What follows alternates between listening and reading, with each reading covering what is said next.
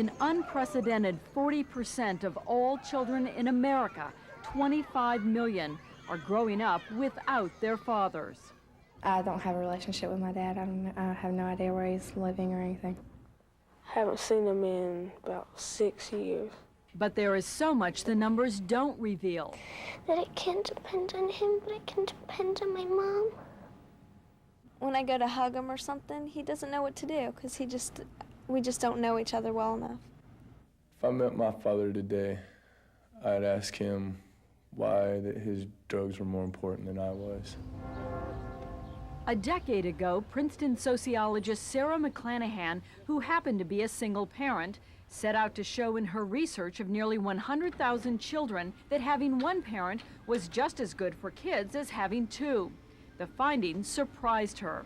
The more studies I looked at, it just became evident to me that single parenthood did increase the risk of a lot of negative outcomes for children. McClanahan's research found that children raised by single parents are twice as likely to drop out of school, twice as likely to have emotional problems, twice as likely to become teen mothers. How many of you were raised by your moms? For example, 14% of girls raised by two parents become teen mothers. For girls like these from single-parent families, the rate more than doubles to 31%. I used to go to my boyfriend's house and sometimes come home real late, and she really never said anything to me, so, I just became pregnant.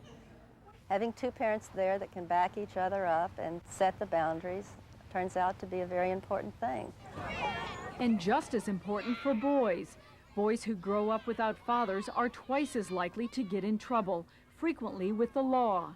Every time somebody laid down a rule and said, you can't do this, even if I would sometimes intentionally say, oh yeah, I can.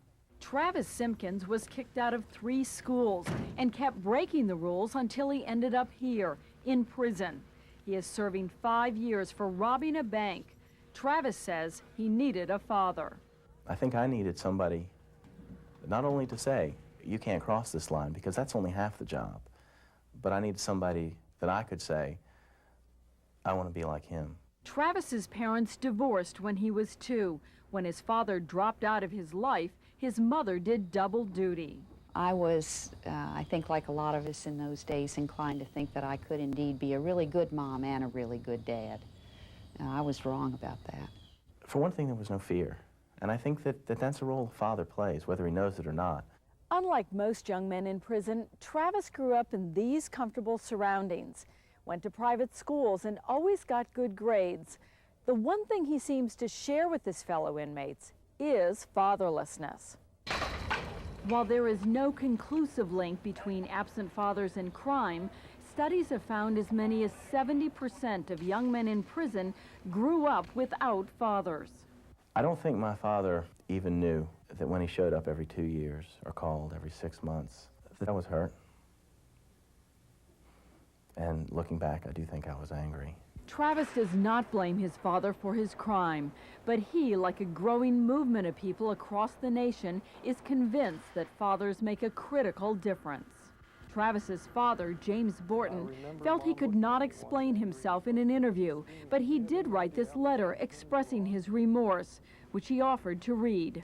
It closes with, So this is a message for all those fathers working late, and some lost or adrift, and others absent in heart, if not in body, to reach out right now and hug your son and pick up that phone now, wherever you are now, or simply shout, I love you. This is my message to you, Travis.